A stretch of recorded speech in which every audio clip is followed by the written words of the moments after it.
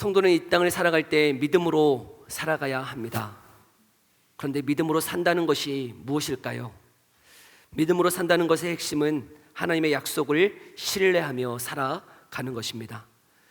그런데 우리가 마주하는 현실은 분명히 하나님의 말씀이 우리 가운데 들려졌음에도 불구하고 그 말씀대로 되어지지 않을 것 같은 수많은 현실들이 우리 앞에 놓여져 있다는 것이죠. 아브라함을 생각해 보십시오. 아브라함은 하나님이 너로 인하여 큰 민족 이루어 주시겠다라고 하고 그를 75세에 부르셨어요. 그런데 99세가 될 때까지 그는 아들을 낳지 못했습니다. 그리고 99세가 되었을 때 그가 마주한 현실은 무엇입니까? 아들을 낳을 수 없는, 생물학적인 아들을 낳을 수 없는, 또 살아도 생리가 끊어져서 도저히 아들을 낳을 수 없는 환경이 되어졌다는 것이죠. 그런데 그런 아브라함은 분명히 마주한 현실은 아들을 낳을 수 없는 현실이지만 무엇을 믿는 것이죠? 하나님의 약속의 말씀을 믿었다는 것이에요. 로마서 4장 19절에서 21절은 이렇게 고백하고 있습니다. 함께 읽어볼까요? 시작. 그가 백세나 되어 자기 몸이 죽은 것 같고 사라의 태가 죽은 것 같음을 알고도 믿음이 약하여지지 아니하고 믿음이 없어 하나님의 약속을 의심하지 않고 믿음으로 견고하여져서 하나님께 영광을 돌리며 약속하신 그것을 또한 능히 이루실 줄을 확신하였으니. 아멘. 우리가 마주한 현실은 도저히 불가능해 보이는 그 현실 앞이지만 여러분, 약속을 믿는 그 믿음이요 하나님께 영광이 되며 그 우리가 확신하며 걸어갈 때 그 약속이 반드시 이루어지는 줄을 믿습니다. 여러분, 사도 바울은 오늘 본문을 통해서요 그가 마주한 현실이 바로 이 믿음의 싸움을 하고 있다는 것 보여주고 있어요. 우리가 저번 주에 살펴보았지만 예루살렘에 온 사도 바울은 그 성전에서 큰 소동이 있어서 그 예루살렘에 주둔하고 있었던 천부장, 그 군인들이 이 사도 바울을 끌고 갔어요. 근데 그 끌고 간 사도 바울이 로마 시민권자임을 알고 이 일이 어떻게 되었는지를 알기 위해서 그 유대인들의 최고 법률 기관인 산헤드린 공회를 소집하였고 그 소집한 그 공회 앞에서도 변론하였지만 다시 큰 소동으로 인하여 다시 그 사도 바울을 영내로 감옥으로 끌고 갔죠. 근데 그날 밤에 하나님이 그에게 말씀하신 것이 무엇입니까? 23장 11절에 그날 밤 하나님이 말씀하세요. 함께 읽어볼까요? 11절 시작. 그날 밤에 주께서 바울 곁에 서서 이르시되 담대하라. 네가 예루살렘에서 나의 일을 증언한 것 같이 로마에서도 증언하여야 하리라 하시니라. 아멘. 하나님의 약속은, 하나님의 말씀은 무엇하라고요? 담대하라, 안심하라. 여기가 끝이 아니고 로마에서도 주의 복음을 증언케 하시겠다라고 말씀하고 계신 것이죠. 그런데 여러분, 이 사도 바울이 마주한 현실은 어떠합니까? 그 현실은 그를 죽이고자 하는 자들로 가득 차 있더라는 것이죠. 그 마주한 현실은 도저히 하나님의 말씀이 이루어지지 않을 것 같은 현실이라는 것이에요. 그런데 우리는 어떠합니까? 하나님의 말씀이 주어졌을 때 우리가 기대하는 것은 무엇입니까?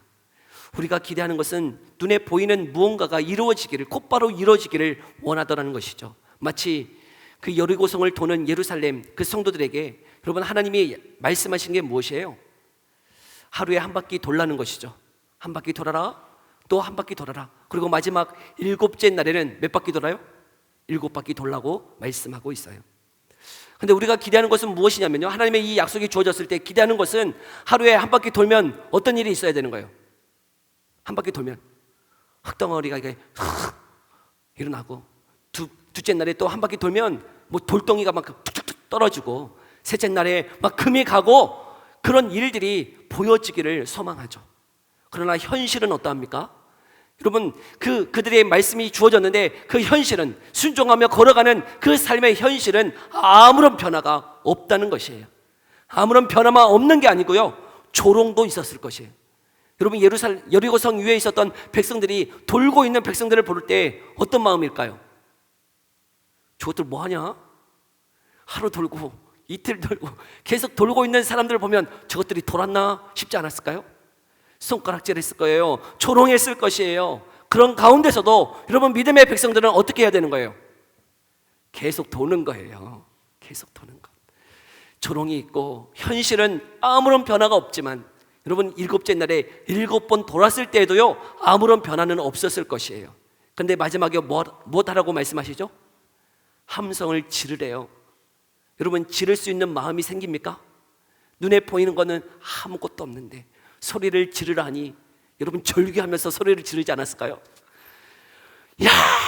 하고 질렀을 거예요. 그때 무너지는 거예요. 여러분, 우리의 말씀은, 하나님의 말씀은 분명히 주어졌음에도 불구하고요 우리가 마주한 현실은 하나님의 말씀 앞에 도저히 무너지지 않을 것 같은 성벽과 같은 일들이 우리 가운데 너무나 많다라는 것이죠. 지금 사도 바울이 그와 같은 현실이에요. 담대하래요. 그날 밤에 찾아오신 주님이 말씀하세요. 담대하라. 그런데 마주한 현실은 어떠하다고요? 우리 12절 13절 다시 한번 읽어볼까요? 12절 13절 시작. 날이 새매 유대인들이 당을 지어 맹세하되 바울을 죽이기 전에는 먹지도 아니하고 마시지도 아니하겠다 하고 이같이 동맹한 자가 40여 명이더라. 아멘. 바울을 죽이기 위해 동맹한 사람 40여 명이 있을 정도로 그 유대인으로 가득하지 그곳에서 도대체 어떻게 로마로 나를 보내실까? 여러분, 그런 기대, 그런 소망도 다 무너질 것 같은 상황이라는 것이죠. 그러나 그 사도 바울은 어떠해야 하는 거예요? 그 믿음의 싸움을 싸워가는 거예요. 마주한 현실은 그 40여 명이 동맹하고 작전, 암살 계획이 있고 나를 죽이려 하는 그런 상황이다 할지라도요 사도 바울이 믿음으로 고백해야 되는 것은 무엇입니까? 하나님의 약속은 반드시 이루어진다라고 하는 믿음인 것이죠. 여러분, 이 믿음이 우리 가운데도 있기를 소망합니다. 이 믿음의 싸움이 우리 가운데도 있기를 소망해요. 이 믿음의 싸움은 성경 속에서만 일어나는 것이 아니고요 우리가 살아가는 이 현실 앞에서도 일어나고 있다는 것이죠. 이 새일림 교회가 세워지기까지요 이 믿음의 싸움을 싸워가고 있었어요. 여기에 건물을 지으려고 할 때 우리 권사님들이 이 건물을 이렇게 짓고 할 때 교회가 어떠했습니까? 맹지였어요. 맹지. 건물을 지으려고 다 기초 작업했는데 그때 알고 보니까 맹지인 거죠. 도로가 없는 거예요. 그때 기도하는 거죠. 하나님이 하시겠다라고 하셨으면 그 모든 상황은, 마주한 현실은 맹지고 도저히 도로가 나지 않을 것 같고 도저히 불가능해 보이는 것 같은 현실이지만 하나님이 하신 일들은 반드시 이루어질 줄 믿습니다. 그런 일들은 성경 속에만 일어나는 게 아니에요. 여러분의 우리 각 믿음의 성도의 삶 가운데도 여전히 하나님은 그런 믿음의 싸움을 싸워가기를 원하시더라는 것이죠. 저 개인적인 삶에도 그 믿음의 싸움들이 있었어요. 수많은 믿음의 싸움들이 있었는데요 제가 이제 인천에서 이렇게 사역하고 있을 그때에 제가 공부할 때, 충신대에서 이렇게 공부할 때 드는 생각이 있었어요. 유학 가고 싶다 하는 마음들이 있었어요. 근데 뭐 공부도 제대로 못했고 그래서 그 유학 포기해야 되겠다, 그냥 사역 열심히 해야 되겠다 하는 마음이 있었어요. 근데요 어느 순간 문득 제 마음 가운데 담임 목사님이 저를 부르셔서 말씀하셨어요. 나와 함께 여기서 평생 사역하자. 이 말을 들었는데요 제가 그 말을 듣는 순간 제 마음 가운데 유학 가야 된다 하는 확신이 확 들었어요. 왠지 모르겠어요. 그 목사님이 싫어서도 아니에요. 너무 좋으신 분이세요. 그리고 그렇게 말하시는 분도 아니셨어요. 저와 그냥 같이 사역하자라고 할 때 제 마음이 왜 그랬는지 모르겠지만 내가 유학 가야 되는구나 하는 마음이 그냥 확 들었어요. 근데 그때는 이미 결혼도 했고요 그리고 자녀도 2명이 있었어요. 결혼했고 자녀 2명 있는 상태에서 또 담임 목사님이 사역을 같이 하자 그러는데 여러분 왜 그 마음이 들었는지 저도 몰라요. 근데 그 마음이 하나님이 주신 마음이겠구나 싶었어요. 그래서요 모든 상황은요 유학 갈 수 없는 상황이었어요. 모든 상황은요 여러분 그때 비자가 잘 나오지 않았어요. 특별히 목회자. 근데 목회자인데 결혼까지 해서 자녀가 있다. 여러분 이거는 도저히 비자가 나오지 않는 조건이라고 다 얘기했어요. 근데 담임 목사님께 얘기했어요. 저 유학 가고 싶어요. 그래서 사역 내가 11월에 그만두겠습니다. 근데 그때가 9월이었거든요. 근데 비자가 뭐 나온 것도 아니고 뭐 계획이 다 이루어진 것도 아니었어요.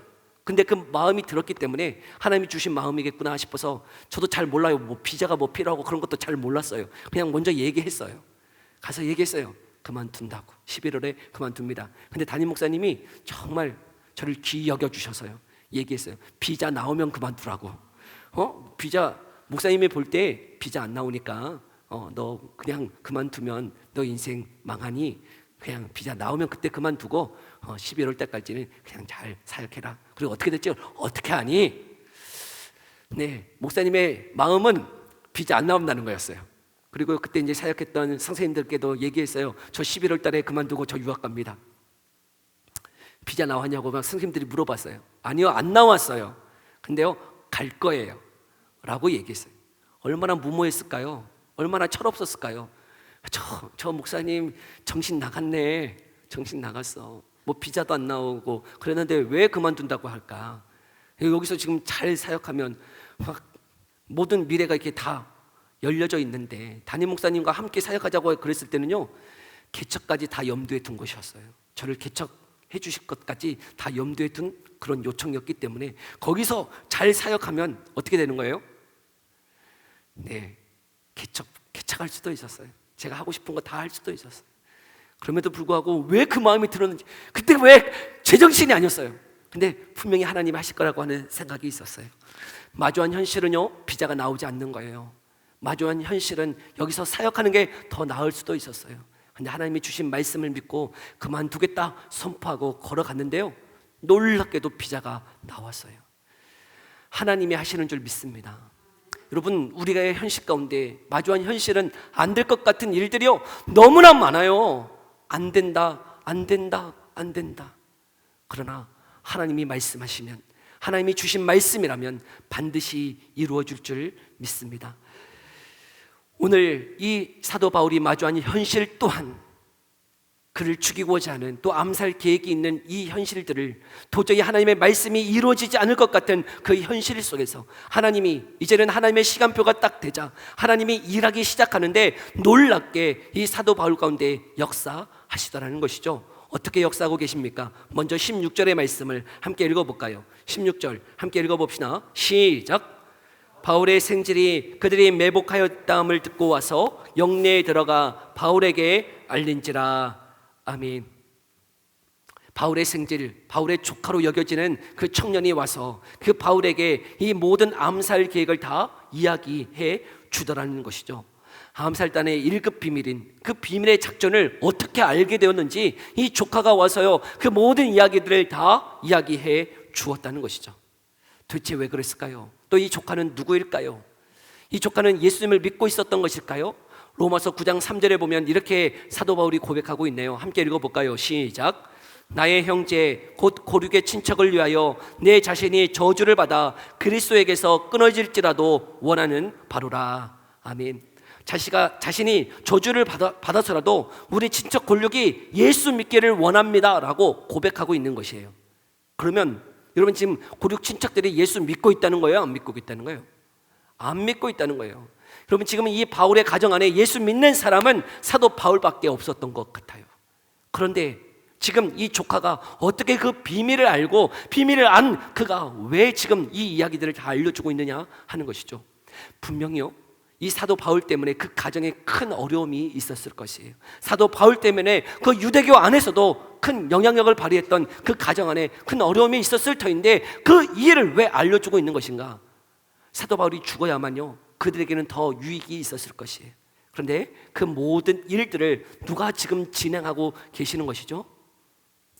눈에 보이지 않는 그 하나님이요, 알게 하시고 깨닫게 하시고 그 마음도 감동을 주셔서 바울에게 가서 그 모든 이야기를 알게 해주는 그 과정이 여러분 성경에 잘 드러나진 않지만 하나님께서 그 모든 역사 가운데 일하고 계심을 볼 수 있다는 것이죠.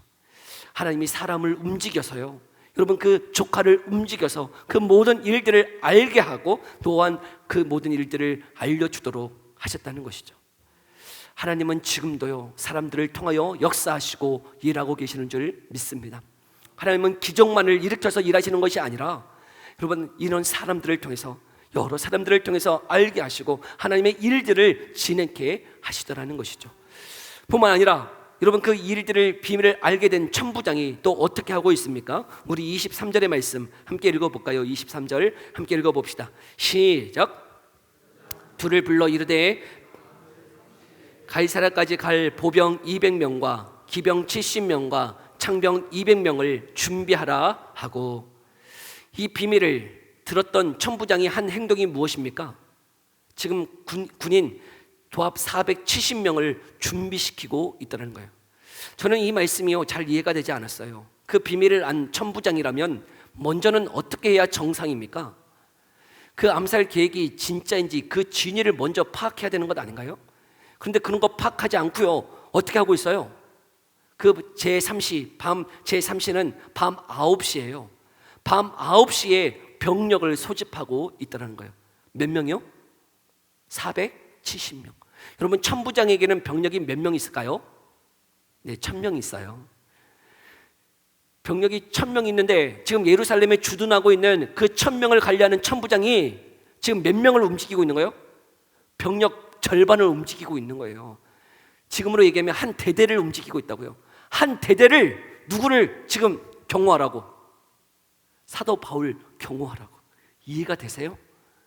여러분, 군대 갔다 오는 남자분들은 아세요? 한 대대가 한 사람을 경호한다고 탱크 막 다 나오고 보병 나오고 기병 나오고 막, 여러분 그걸 움직인다 쉬운 일인가요?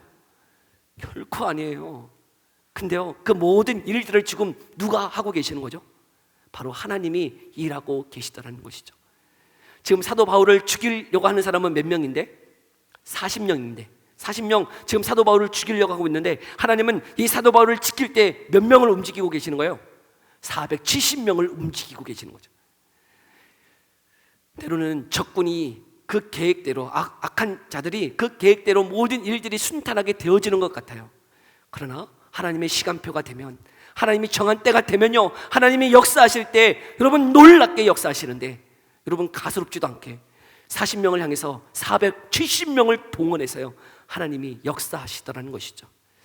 여러분, 그 하나님의 일하심을 우리가 믿음으로 고백하며 나아갈 수 있기를 소망합니다. 하나님이 역사하실 때는, 하나님이 일하실 때는 도저히 불가능해 보이는 그 일들을 역전시키셔서요 하나님이 역전시키셔서 하나님의 능력을, 하나님의 역사를 드러내고자 하시더라는 것이죠. 그 역사는 성경 속에만 있는 게 아니라고요, 우리의 현실의 그 삶 가운데도 분명히 나타나고 있다는 것이죠. 그 믿음의 싸움을 저와 여러분들이 해나가기를 간절히 소망합니다. 근데 이 믿음의 싸움, 그 싸움이 결코 쉽지만은 않더라는 거예요. 우리를 낙심케 하는 여러 가지 요소들이 있더라는 것이죠. 오늘 이 사도 바울에게도 그 낙심케 하는 요소들이 있었던 것 같아요. 그게 무엇일까? 우리 18절의 말씀을 함께 읽어볼까요? 18절 함께 읽어봅시다. 시작.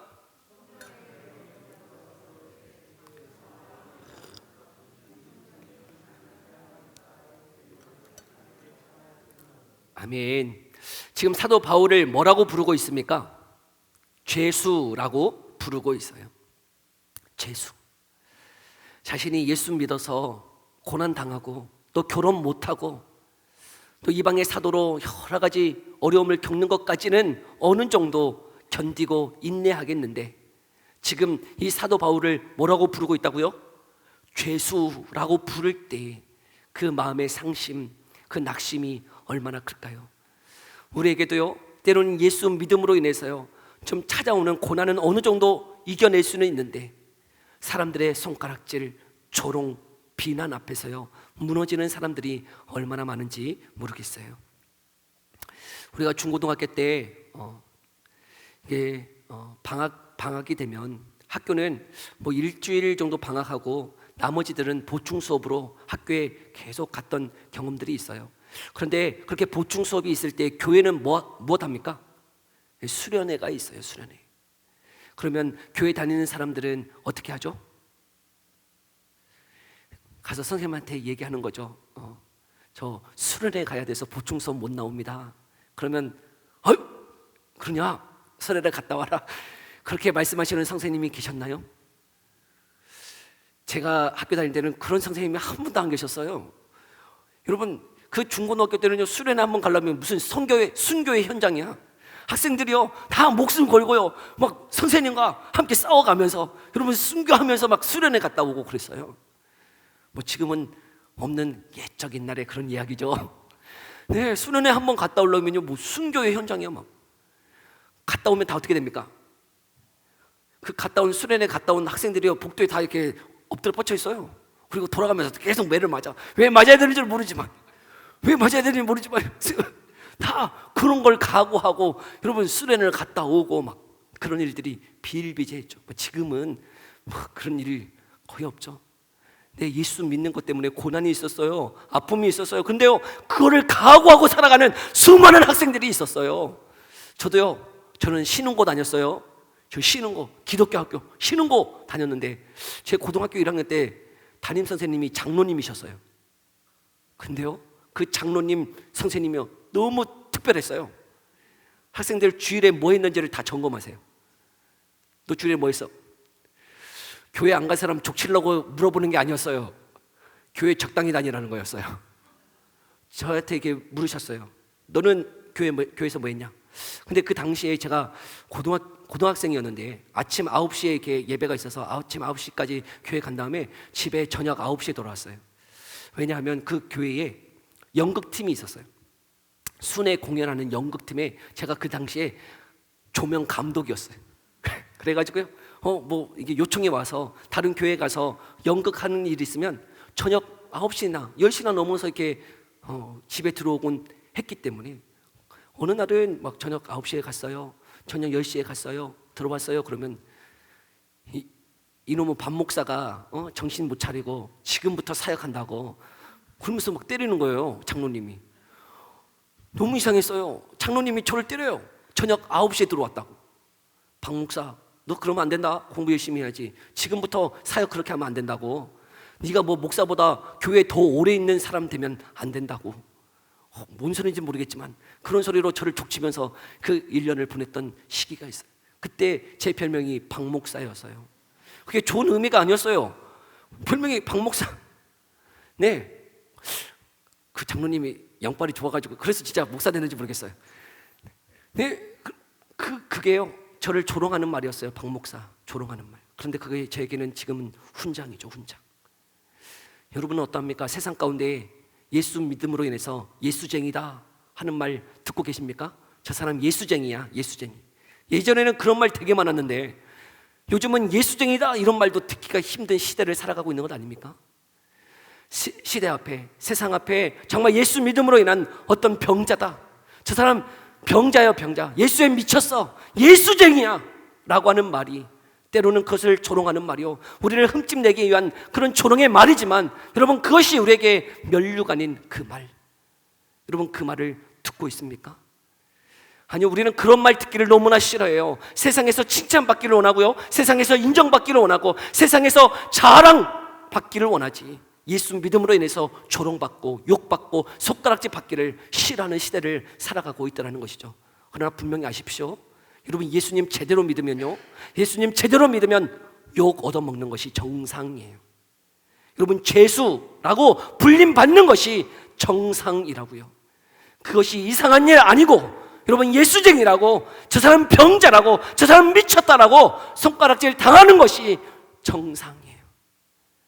근데 그런 정상 그리스도인 여기 있습니까? 예수 믿음으로 저 예수쟁이다 라고 하는 손가락질 받는 그런 그리스도인 여기 있습니까? 여러분, 그런 조롱받기를, 그런 욕을 얻어먹기를 두려워하지 마십시오. 세상에 한 발, 교회에 한 발, 그러게 양다리 걸치면서 신앙생활하지 마십시오. 여러분, 양다리, 연애할 때도 양다리 하면 어때요? 땀 맞아요. 근데 왜 신앙생활은 양다리 하십니까? 여러분, 양다리 걸치지 마시고요, 한쪽만 선택하셔요. 어느 쪽 선택하실래요? 막 두렵네. 어느 쪽 선택하실 거예요? 예수 그리스도밖에 없는 줄 믿습니다. 여러분, 주님 앞에 여러분 온전히 올인하여서 여러분 믿음으로 그 길 걸어가는 그 삶이 정말 복되고 아름다운 삶이라고요. 우리가 마주한 현실은 때로는 하나님의 말씀처럼, 하나님의 약속처럼 되어지지 않을 것 같은 현실이 난무하지만, 그리고 세상에 조롱도 있고요, 세상에 욕지거리를 얻어먹고 살아가지만요, 여러분, 그 믿음의 싸움을 걸어가는 그 삶이 가장 복되고 아름다운 삶인 줄을 믿습니다. 그 믿음의 싸움을 싸워갑시다. 여러분, 그 믿음의 싸움을 주저하지 마시고 싸워가세요. 양다리 걸치지 말고 주님 앞에 우리의 인생을 한번 드려보세요. 그 인생 하나님이 반드시 책임져 주시는 줄을 믿습니다. 그리고 그 삶이 영원한 하나님의 나라에서 빛날 줄을 믿습니다. 그 믿음이 있어서 그 믿음으로 결단하며 결심하며 걸어가는 저와 여러분의 삶 되어지기를 간절히 소망합니다. 기도합시다. 우리 이 시간에 함께 기도할 때에 하나님, 그 믿음의 싸움 우리가 싸워가게 하여 주옵소서. 우리가 마주한 현실은 하나님의 약속이, 하나님의 말씀이 이루어지지 않을 것 같은 현실이지만 우리가 주저하거나 낙심하거나 물러섬이 아니오, 정말 하나님의 약속을 끝까지 붙잡고 그 약속을 신뢰하며 걸어가는 삶 되게 하여 주옵소서. 그래서 하나님, 우리의 인생 가운데 하나님이 놀랍게 역사하시는 것, 470명을 동원하셔서 그 가이사라로 인도하셨던 그 하나님처럼 우리의 인생 가운데도 그 놀라운 기적을 체험하며 걸어가는 삶이 되게 해달라고 우리 들은 말씀 생각하며 함께 기도하며 나아갑시다. 기도하겠습니다.